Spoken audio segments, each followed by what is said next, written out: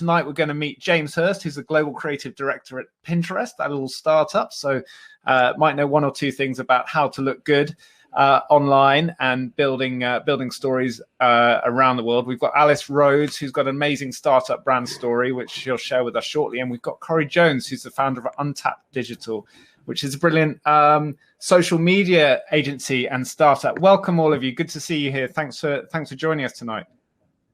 Thanks for having us. Here we go. So we all just met backstage. There's an actual backstage here.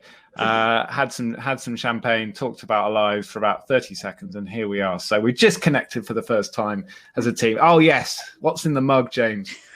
Just vodka, pure vodka. Just vodka, straight up, Straight whatever it takes. So we're approaching 300 people following the stories, so no pressure.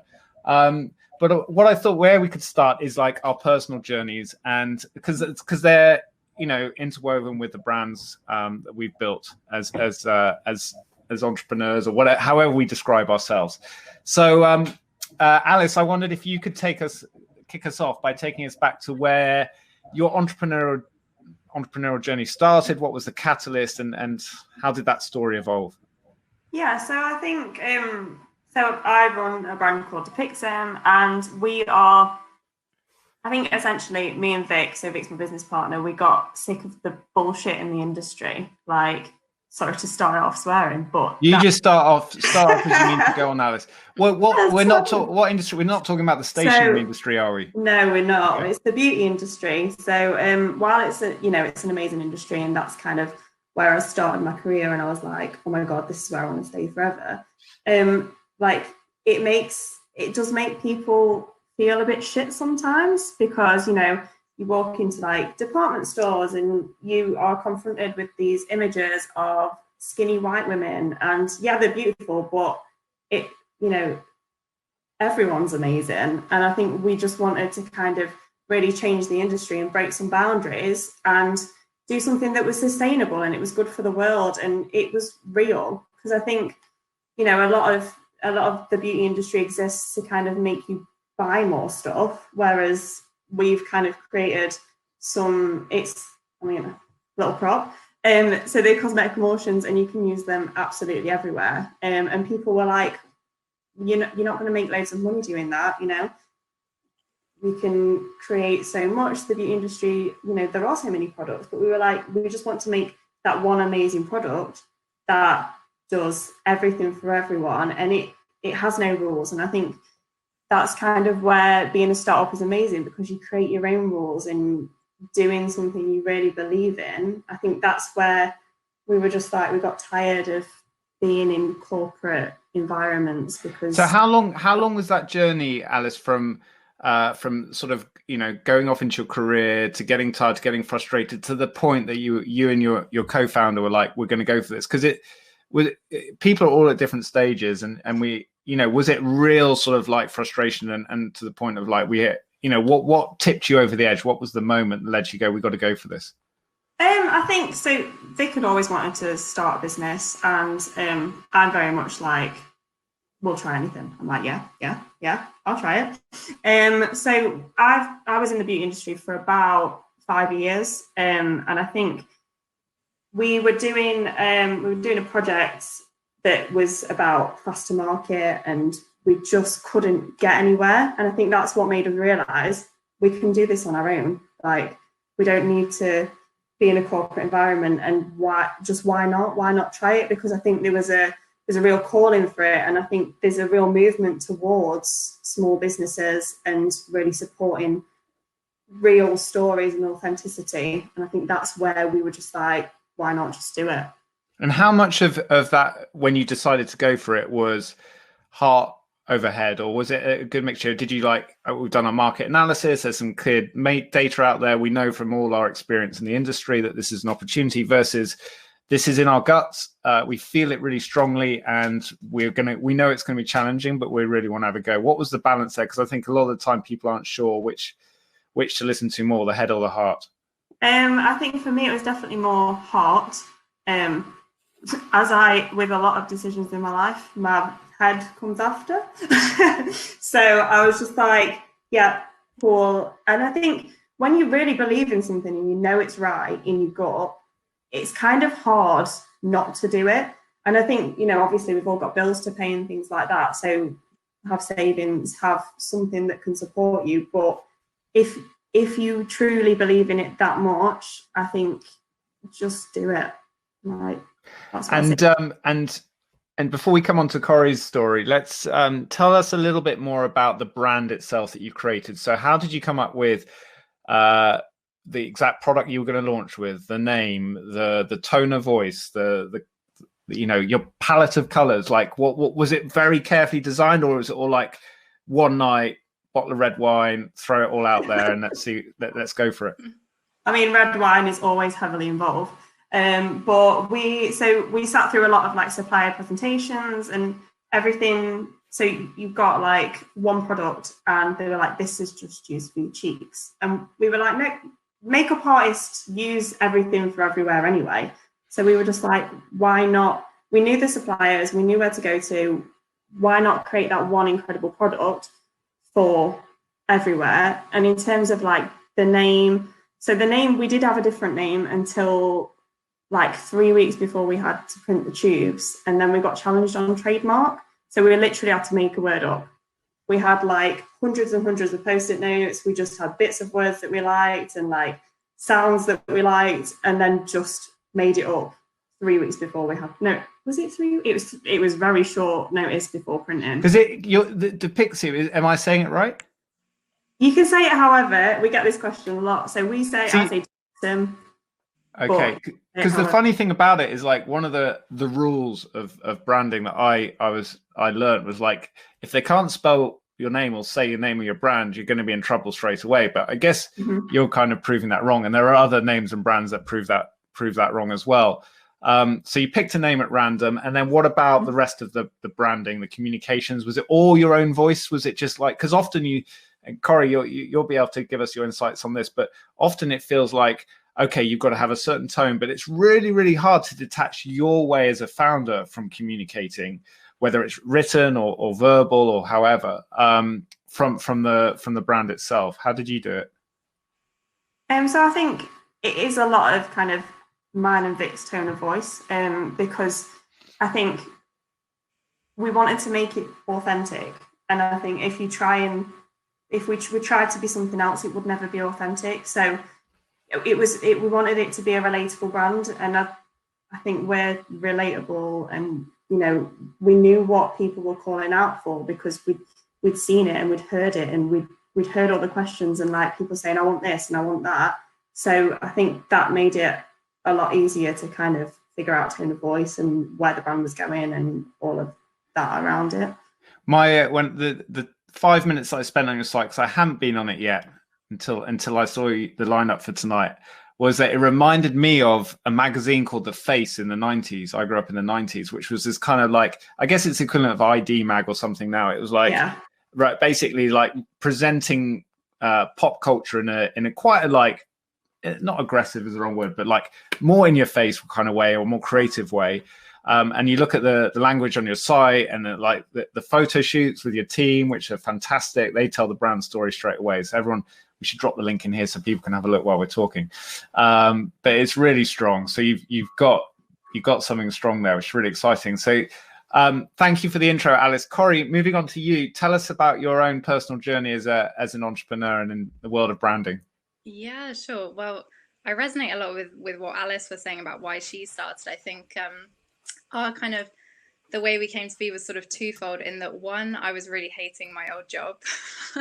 I feel like I should sometimes downplay that a bit based on who's in the room, but I'm assuming that no old kind of colleagues or boss is watching. But it was just at the stage where I was getting fed up of asking for annual leave allowances and having them rejected, and just wasn't enjoying kind of how slow moving that 9 to 5 was. Even though I was working in social media, I was constantly having to go to stakeholders and people that had no idea what social media was about to ask for different things that we could make happen for the brand. So alongside that kind of growing discontent, I was also looking at the landscape and seeing just how many brands were doing social media really, really badly and making really basic mistakes and feeling really stressed and overwhelmed by how they should connect with their audience and how they should use social to get more revenue and more traffic, whatever it was that their aim was, and kind of saw that as a bit of an intersection. That's something that I could help with from my experience in previous roles and bring to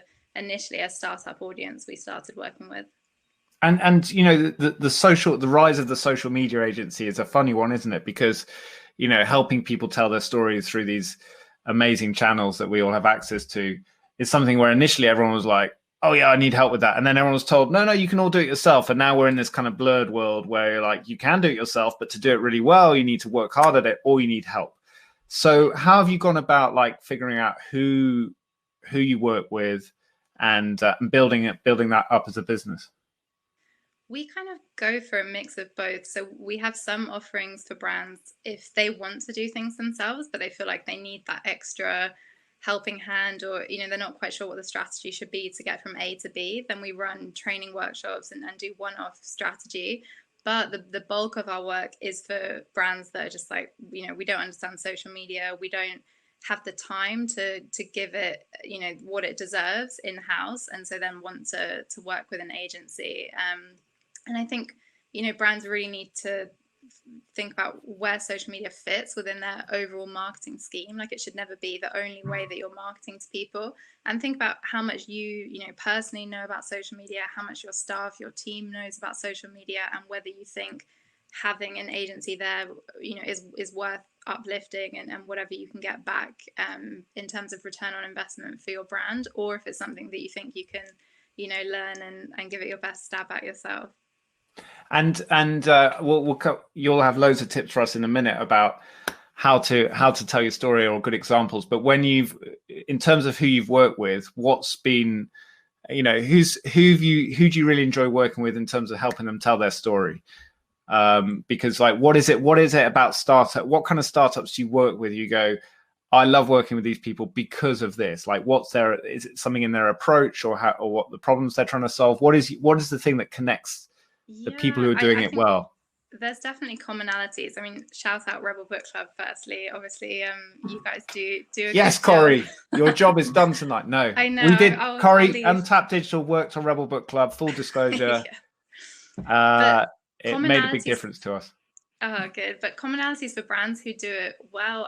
I think the great thing about having a startup, maybe you don't have as big of a team as bigger brands do, or you don't have the same budget levels, but what you do have is that kind of that desire to do things a bit differently and to innovate, and that speed that you can do things differently as well. So the brands that we've worked with that do things really well is those brands where, we can email one day saying, this is trending today and we think it'd be great for you to jump on, and there's something out on social by the end of that day. Whereas bigger corporates, it's like, you have to check with 10 different people who are like the brand police of what should go out on social. So Second Home, I think, is a nice example of someone we've worked with who's doing good things right now. They're a co-working space based in London, which is obviously a very difficult industry to be in right now because people don't need office space, but they've completely pivoted with what they've been offering during this period and doing lots of different yoga classes and Pilates classes online to everyone, not just to their members, but just using it as an opportunity to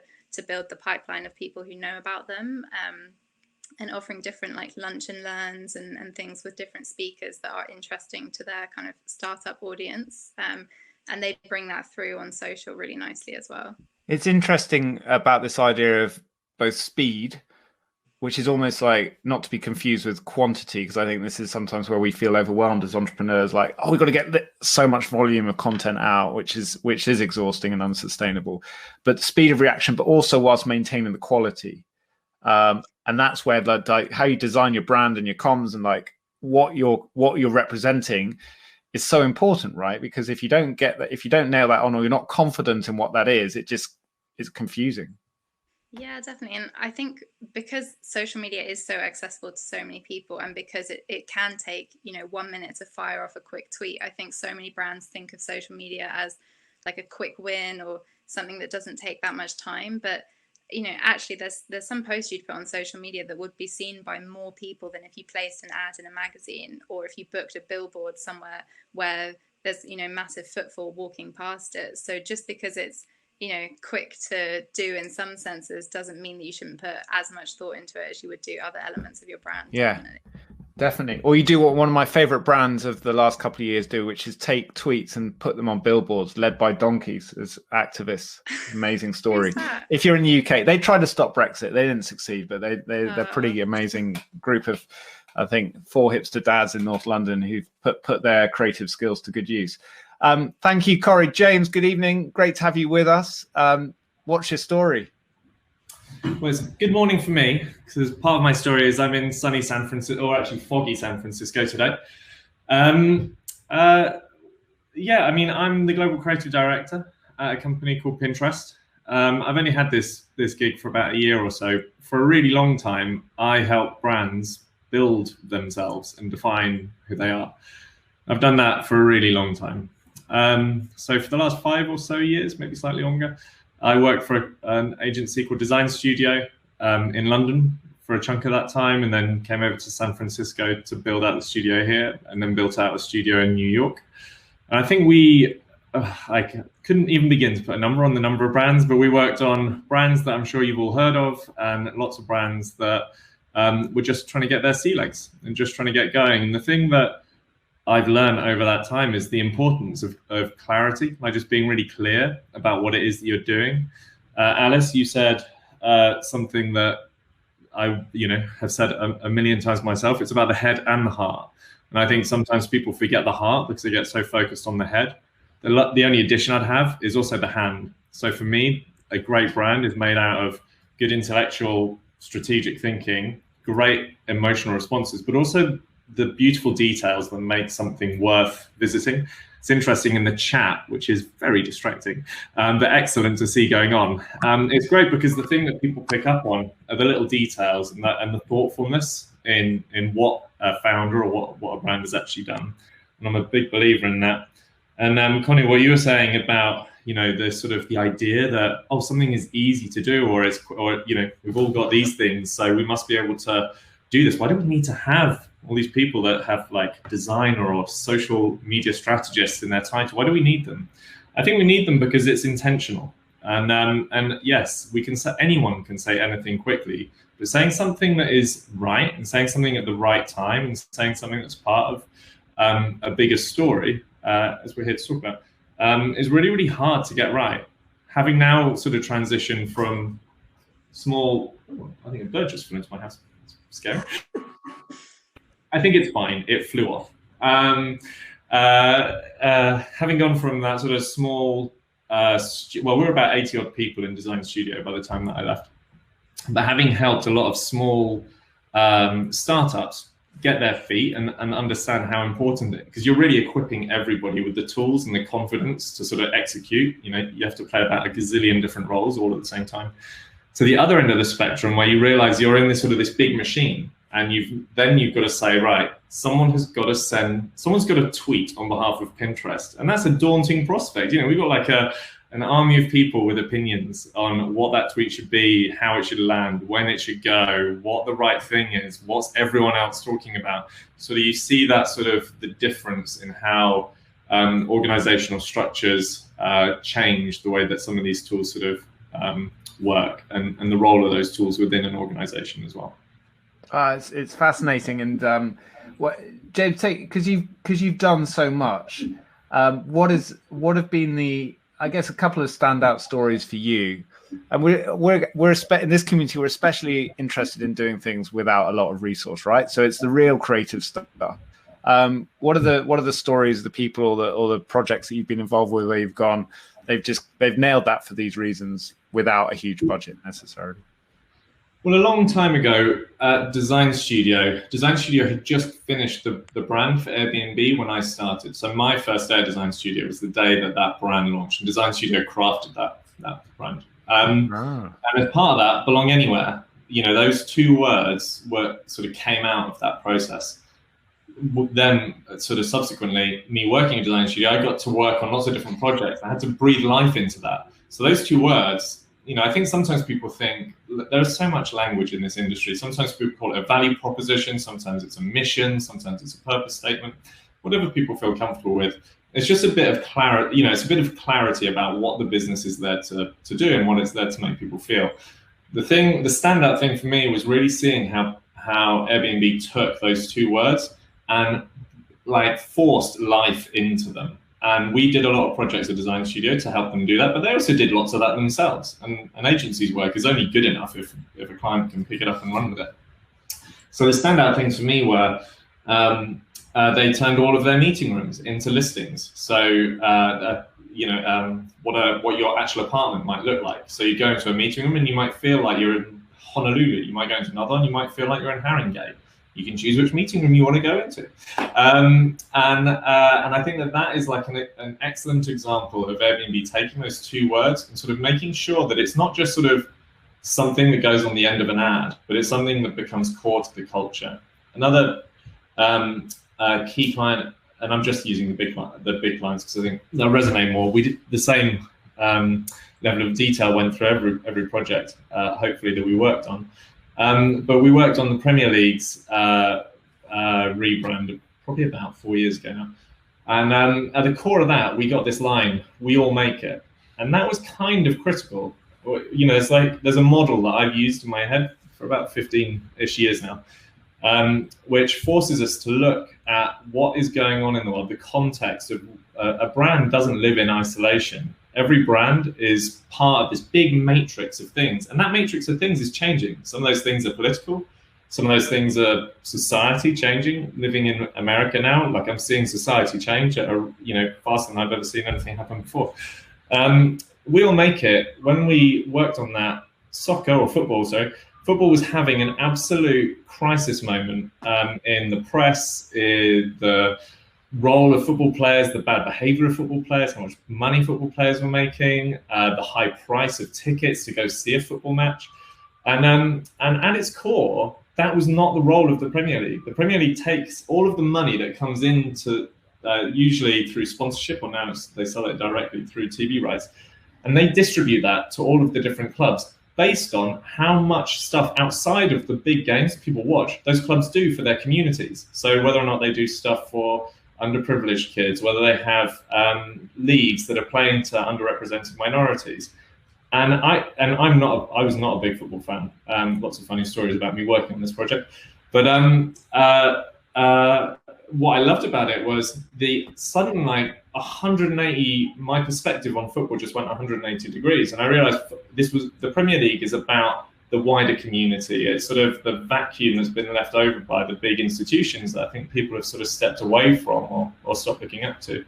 And the thing that I think is amazing is, since we stepped away from that, and they took that language that we had developed for them, it was so heartening to see them take out full-page ads, probably about a year and a half ago, with the LGBTQ charity. I can't remember what it's called now, but they've taken out full-page ads in every single newspaper with a really clear mission statement that football is about everybody and everybody being on the pitch. And then a friend of mine, who's a photographer, got commissioned to do a project where they flew him to every single game to take pictures of all of the people not on the pitch, not even in the stands, but outside of the stands, for an exhibition that has then gone on with the British Council around the world about the role of football in society.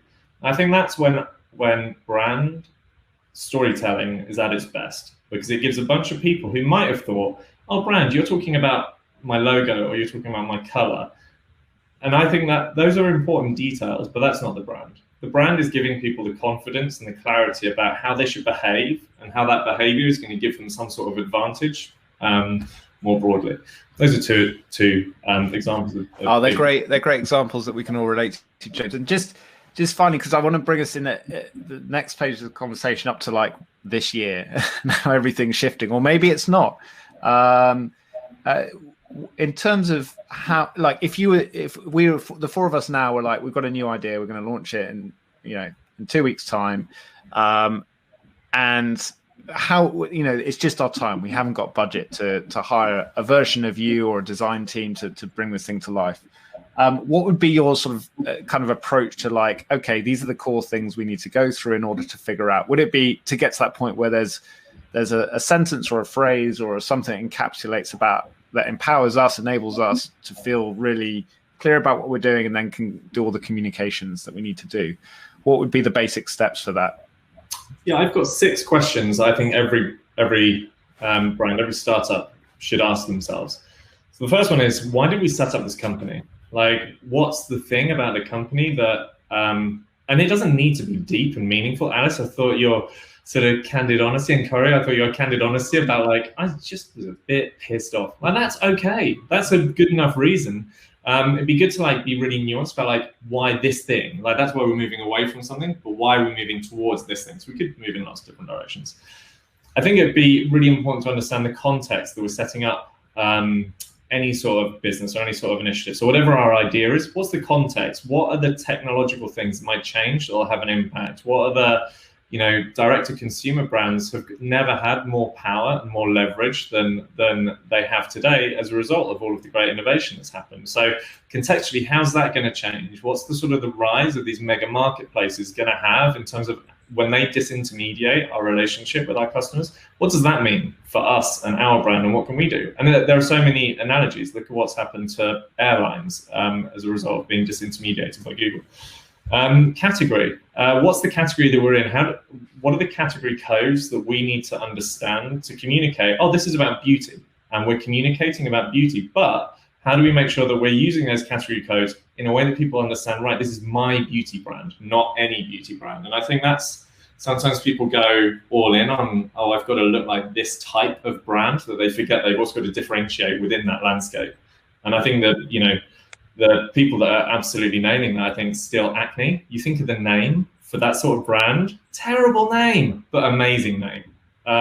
Think about the way that they're executing it. Some of it, you're like, how have they done that? But it's because they've understood the codes that they're communicating in, and then they subvert the codes with a lot of credibility.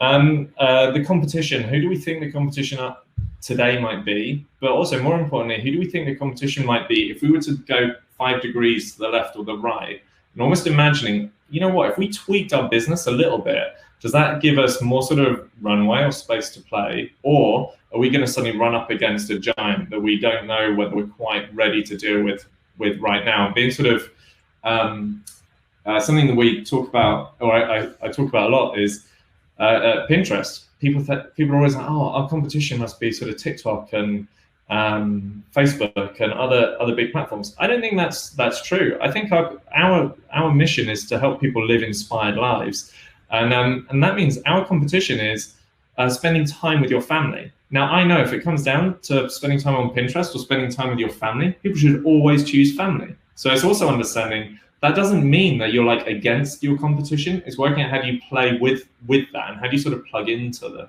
that stuff. And the last 2, who are your community? Who are you talking to? Where do they live? Where do they hang out? What do they do? Why don't they know you? My biggest bugbear when people come up with like 12 profiles of who they think their audience might be, because you're trying to build a brand for everyone. I think being really disciplined and trying to define the exact person that you're talking to will just help you communicate much more clearly. Not everybody in the world isn't going to love your brand. You're not going to be right for everyone. So just be right for the right people, and you'll go a lot further. And then finally, what are your capabilities? So everyone had, the 4 of us, if we were to set up a business today, would all bring specific capabilities. Let's be really honest about that. And the last thing I'll say about, and then I'll shut up, but I think that there's inductive thinking and deductive thinking. So it's understanding your capabilities flex, and depending on your mood, you might be thinking, oh shit, we just need to follow best practice and get this thing done. Or you might be thinking, you know what, I think today's the day we're going to dream, and we're going to go in a different direction. And talking about that, and we try and kick off a lot of conversations by sort of acknowledging the state of mind that we're in, because it actually helps you have a more fruitful conversation with people whose job title kind of becomes irrelevant, especially in startup land. And you've just got to think, right, we're in this mode right now. How do we make the most out of being in this mode of working?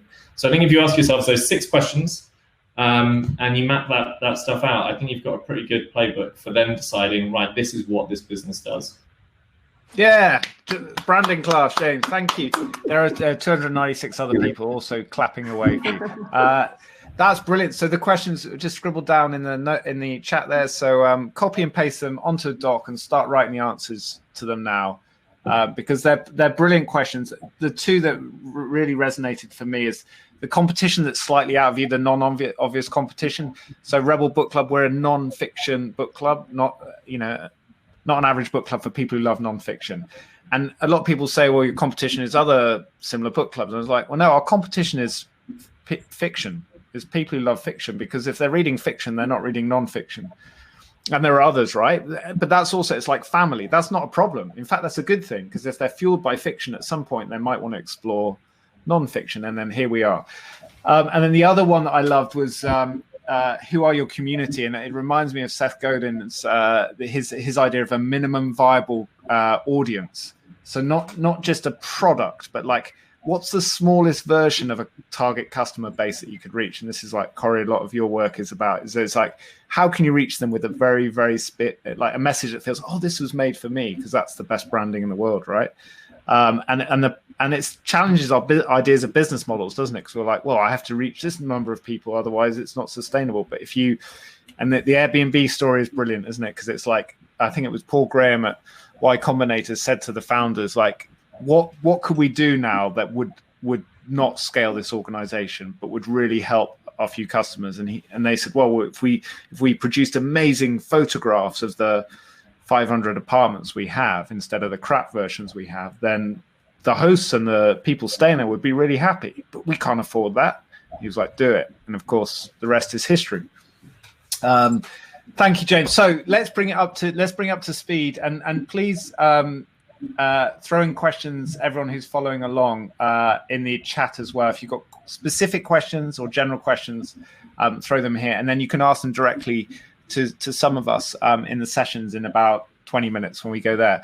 But in terms of the world we're now in, 2020, the world has sped up, and not just in the US, but all over the place for good and bad reasons. But how does this impact the way we do branding, or the way we tell our stories? Should we be more transparent, adapting to everything, commenting on everything? We just read this book at Rebel Book Club, Stormzy, which is about the rise of this brilliant grime artist in the UK. And it's all about the people around him. So they call it the murky brand. And the fascinating thing was that they just like all individually just went at this thing because they knew it was going to work. And it was like the question, the group that turned up to our Rebel Book Club the other night got asked, it's like, oh, what about Wiley? Because he's just been, the famous grime artist, just been seriously racist on Twitter. And they said, look, we're not here to comment on every person in the grime industry. That's not how it works. So this is complicated now in 2020. So how do we do it, Corey? Like in the world of social media, what are there new rules for the time that we live in? I think there are new rules, but in the sense that brands are kind of being reminded of what the old rules on social media have always been. So it's always been advisable on social media to listen to your audience. It's always been advisable to, take a stance and support good causes and denounce bad ones. It's always been advisable to be community-led and offer value and do online events like this for people, even if they're not your direct customers that are putting money in the bank. So I think this time where everyone's moving so much online and don't have these in-person communities anymore, it's reminded a lot of brands of what social media was actually there for, and hopefully they're using it more like a community tool rather than just broadcasting promotional information that people don't really care about. Yeah, absolutely. And have you got a couple of good and maybe bad examples that you've seen this year that worked or not? I feel like I have more bad examples that come to mind, but I think actually some of the big brands did this really badly, like particularly in email marketing as well as social. I don't know if anyone remembers the first week of lockdown. It feels like literally 5 lifetimes ago now, but there was so many emails coming through from brands that it would be, like, hi, I'm John, CEO of Sainsbury's. We care about you so much. And I'd be like, well, never heard of John before, he doesn't appear in any of their comms usually. It's not a familiar face, and it would just sound like these really kind of copy and paste boring messages that anyone could have said. So I think the brands that did this well were the ones that genuinely the message was really authentic and was saying something a little bit different about how they could support people. more yoga is an example that comes to mind. They're a yoga studio based in London. I think they've got maybe like 20 different sites now around London, but in all the emails and social they've been putting out, they've been really honest, like, you know, we're a small business, this is difficult to survive. If you could consider joining us online rather than offline, we'd really appreciate it. There was a nail studio in East London, I can't remember the name now, but I saw them post saying, to be really frank, our payroll is, you know, 10,000 per month, and right now we're making 0. So we've done these online packages. If you could buy some, it'd be really helpful, and stuff like that. I thought, like, that's genuinely really refreshing to give a bit of an insight into how this is impacting you as a business in an honest way, rather than just a kind of welcome to these unprecedented times, we're here to support you type thing, and a billion buzzwords that we've heard from any other brand. And it sounds, I mean, a lot of this stuff feels so obvious when you hear it being talked about in this kind of forum, but like that kind of being more human as a brand, being more like it's not, this is what it looks like behind the scenes.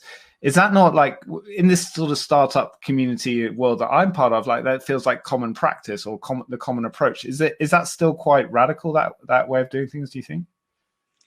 I think it can be for brands that feel like they need to be super polished and look like they've got it all together to the outside world. And I think that there's still a lot of founders that I speak to that don't want to be part of their brand, or, you know, they want to kind of disassociate themselves and their personal brand from the startup itself, when actually that's such a powerful thing that you can do, to be known as the founder and to, you know, speak at events or put your point of view across. And I think that adds a massive element of, you know, authenticity and everything to it that I think a lot of people still don't really want to do or don't feel comfortable doing. Yeah, easy to talk about, harder to put it into action. Alice, what have the last few months been like for you, and how have you adapted?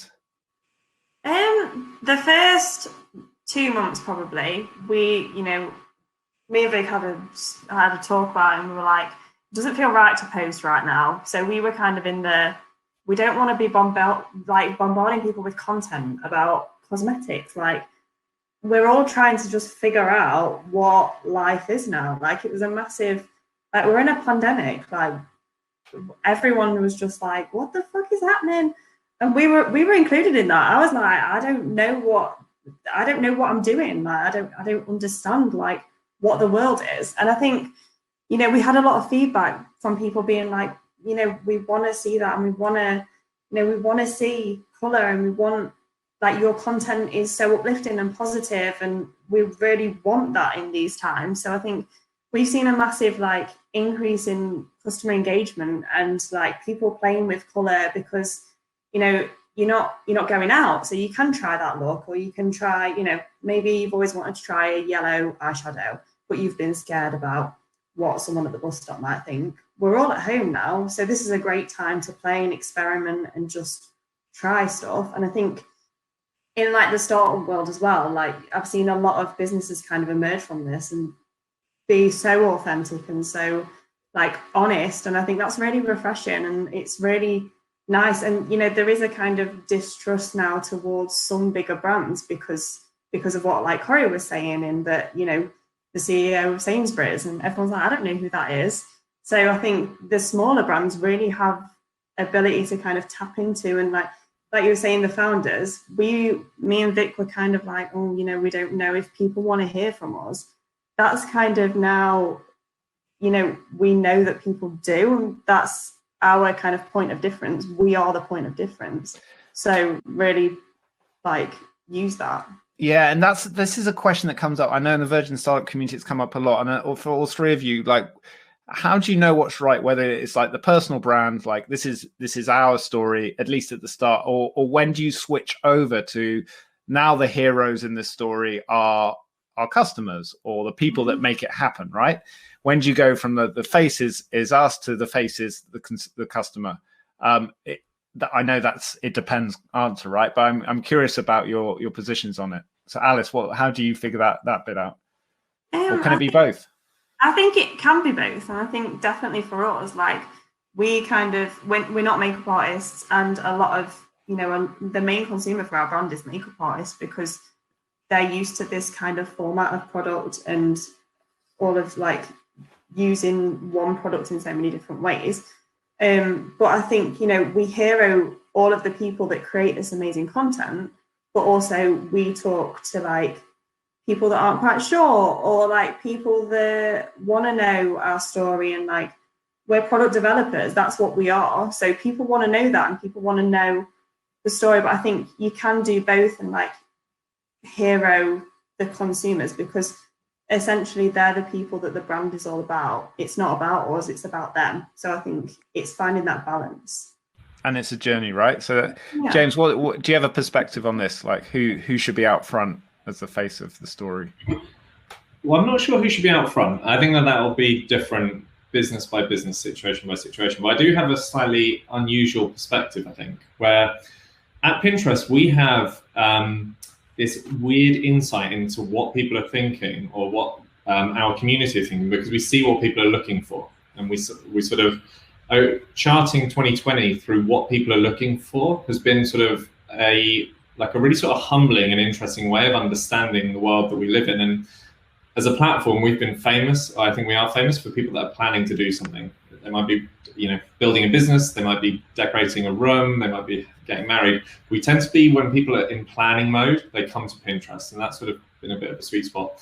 This pandemic here, and people stopped planning. It wasn't about what's going to happen next year. It's about what am I going to do today. And we saw this like 108. It was like we stopped being Pinterest and we started being Google.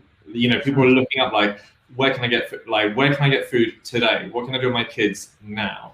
And we saw the time span that we were not equipped for it, for that sort of change. Like the platform's not really built for that. So people started using you for search, for looking for stuff to do immediately. So it became like a very sort of immediate thing. The thing that's been really gratifying and interesting is human beings. We're social animals, and we've seen people like step out of that very quickly. So probably about 2 months ago or 3 months ago, we started to see people go back into planning mode, and people looking, and actually the plan's becoming much more sort of audacious, probably as a result of, we're still in lockdown in California. We went into lockdown sooner than people went into lockdown in the UK. We're still in lockdown, and it looks like we're going to be in lockdown forever. But, so people have, the plans and what people are starting to put together on the platform are really interesting. So the thing that I would say for brands, I think sometimes brands follow culture. And so what happens contextually, brands think, all right, we've got to start doing some of that now because that's what people are doing. I think that's dangerous. I think that the brands that are getting it right are the brands that have been really true to their own North Star, and have been really, and the language that everyone's using here, being authentic about who we are and being human about it. Like, we've never had a global pandemic like this with all of the tools at our disposal to panic about it as much as we have been doing over the last year. And I think being really human about our own fallibility and being really human about what we don't know. The thing that the brands that I think have been getting it totally wrong is like the ability to like suddenly be real virtual signalers, like to sort of be like, oh, we're like the most virtuous brand in the world, like the example you gave of the supermarket boss suddenly like, I'm here for you, really? Because you weren't there for me when I didn't have any money last month, and you're not going to be, and I think that that's a really dangerous place for a brand to play, because it immediately erodes any credibility that they can build back. I think the brands that are getting it right, the brands that have managed to maintain their own DNA, and I can't think of a single brand that hasn't messed it up a little bit over the last year. But the brands that I think are doing better than others are the ones that have been really, really true to who they are, and admitted that, and been vulnerable and failed publicly and talked about what their failings are, and are putting in plans to sort of remedy it. We've actually got 3 crises all sort of on top of each other: global pandemic, social justice movement, and huge economic worries. There's an awful lot of sort of mess in if we go back to what 2019 felt like, to what 2020 feels like for us and for every single person on planet Earth. It's a very, very, very different world, and I think the brands that are winning are the brands that are acknowledging that. Yeah, and you're so right, because it reminds me of two brands that I love. They've just stuck to like why they exist and what they're trying to do. So Tony's Chocolonely, amazing Dutch brand that's trying to solve the problem of slavery in the cocoa industry, and their comms, if you look at it over the last few months, is still like, we're fighting our battle. This is how we're adapting to it. This is how we're still bringing joy to you. And Allbirds, which is this New Zealand shoe company, which has done some amazing humble and generous giving of their shoes to the National Health Service in the UK, but they didn't put that up front. They just did it, and they got on with talking about how great their product was and why it matters. So we're going to do some quick fire questions flying in from the crew, and then this will be able to continue in the sessions in a few minutes' time. So starting with Elizabeth, who has two questions for you. Alice, what is your brand name called again? Give it another shout out. I didn't hear it first time round. And are there any professional skills qualifications you have that were useful for you to starting a beauty brand? So it's Depixum, which is DEPIXYM. In terms of qualifications, I went to uni for 3 months, decided it wasn't for me, so I'm calling it my 3-month holiday to Leeds. And I just wanted to work and learn as much as I could in a corporate environment. I think a lot of it is just believing in what you're doing and knowing that it's the right thing. I think I've not really got any qualifications as such. That's really downplayed myself. I mean, I'm good at my job, but I think if you are really passionate about it, and I know how a supply chain works, and I know all of the kind of background in beauty. So I think as long as you find your sweet spot and where you work really well, I think that's kind of all you need. Awesome. Here's a question for you, Corey. As a direct consumer startup with limited budget, what type of marketing is more cost effective? Social media marketing, email marketing, SEO, or digital PR? It's like university challenge question. PR is definitely not going to be that cost effective, because you're battling with a lot of noise, like trying to get into the news right now. As James points out, there's 3 major things happening in the world. It's hard to stand out from that point of view. SEO is a long game, so you're going to be paying over a long stretch of time unless you can get a big website to feature you quite early on. Email marketing, cost effective, but you need a way to build up the mailing list. So you'd have to go to social or some kind of other marketing area to build up the list. So obviously I'm biased towards social media. That seems to be what we've landed on as the best way of doing things. But why? I mean, the bias is absolutely fine, but why do you justify that now? Why do you care about it and think it's as important now as ever?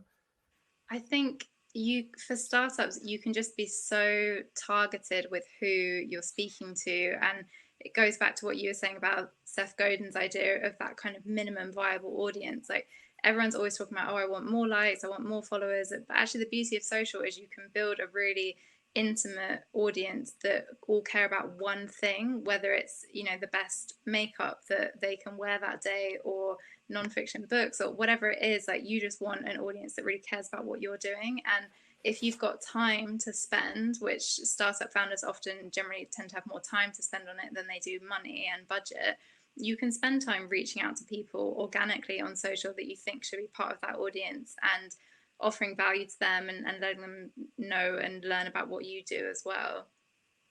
Yeah, it's totally true. And, Seth Godin is an example to us, because we were this guy is someone who rents himself out for, tens of thousands of dollars a talk, quite rightly, to the corporate world. And we got him for a whole hour for our Rebel Book Club community video chat from the US, no charge, all his lessons, all his stories. He was awesome. And that was just hitting him up through Twitter saying, we love your book and we've got a community who wants to talk to you about it. So I love the direct line you can get through it. The other thing that I learned about the importance of social, especially this year from you, Corey, was the beautiful mix between art and science. And actually, going back to your head and heart, Alice, at the beginning of this conversation, like, a lot of it is art. You're trying. It's experimental, and that's the creative entrepreneurial thing. And you haven't got much to lose. You just try things, and as long as you're not offensive, you'll come out the other side. And then the science of ads and how you can track that and how you can learn from it by investing a little bit at a time. And that's where you usually need some help. So it's a great space to experiment, but you do need time. I've got another question here from Tim Driver. So during lockdown, we switched our gin production. Tim, tell us the brand so we can look you up, to hand sanitizer. So there were a few. I remember Brewdog doing this and producing their punk sanitizer. So maybe they copied it off you, Tim. We used our social media as a communication tool. We got some engagement from this, but it seems that people have now forgotten. How do you gain this engagement back? I'm assuming this is for your gin businesses. So if you've pivoted, I guess, as a brand in these times for whatever reason, how do you re-engage your audience? Well, I think first it's important to keep in mind that obviously we all care about our brand so much, and we think about it from the moment we wake up to the moment we go to bed, or even into the night. But other people have so much going on in their lives, so it might be that they need kind of gentle reminders of what it is that you do originally, why you do what you do, why you pivoted, why you're now pivoting back. And going back to the whole point of this event, like really share that story with them, and don't just do it, post about it once and then wonder why people aren't engaging, but actually build that up with a series of posts, or perhaps with a big content piece, like the founder talking to video, and caption that up really nicely, and edit the video to be quite slick about what this kind of change and pivot is, and just keep like weaving in that message until people are paying attention, I would say. It's a really good, important lesson. And final thought from yourself, James and Alice, before we go off to our sessions on this tiny little topic of how to stand out from the crowd. Well, to pick up on the gin. I think your name was Tim, and you've made a brand about gin, which is very pleasing in a rhyming way. Tarsia Southeast Asian Gin, tarsiaspirit.com. Perfect. My push would actually be, I would be honest with yourself about why you started making hand sanitizer. Because if you started making hand sanitizer to try to grow your gin brand, I think that might not be the right reason to have made hand sanitizer. I think that what this shows is that human beings respond to people doing good things. And if you're able to sort of pivot the business like that, then maybe there are other ways, there are other things that the brand could do that would make a meaningful contribution to the communities that you're working in. And I would say, rather than be like, all right, we did this good thing at this point, now we're going to go back to doing what we did, but we want to bring all the credit that we got from doing this good thing back over to the thing that we were originally doing. I don't think that that's going to work. I think that the world is too complicated for that. But I think what it should do, the lesson that I would take out of that is, oh, great. So actually, if the thing we want to do is growth hack our brand, then maybe there's like, people talk about B corporations a lot, or the triple bottom line. Maybe we need to factor that into the way that we build our businesses. And so we work, Allbirds, we work out what is our model that gives back, because we know that giving back will actually help our primary business. So it's not like a one-off thing. It's just like a regular cadence. And I think that'll go further. Yeah, that's really clear. And Tim's just explained, as you were talking, James, about how they're doing it and why it all fits in. So I think we're all going down the same lines. Alice, do you have a closing thought or a message or about this world and what you've learned from it so far? I would just say, like, if you believe it's right and you think that you have got a point of difference and you think you can be a success, just do it. Like, I do think that there is a tendency to overthink, and while I'm not saying just go into it blindly, like, trust your gut a lot and just figure it out along the way. I'm not an expert in a lot of the things that we're doing at the minute, but I think try it, test it, see what works, see what doesn't, and then learn from it. And I think just keep doing that. That's the beauty of now and startups and everything being online. There's so much to learn, and there's so much that is at our fingertips, and we can just try it. So just keep doing that. Brilliant. That's a great note to end our chat on. James, Corey, and Alice, thank you so much for your time joining us all the way from San Fran in the fog, in lockdown, James, and Alice and Corey in the UK.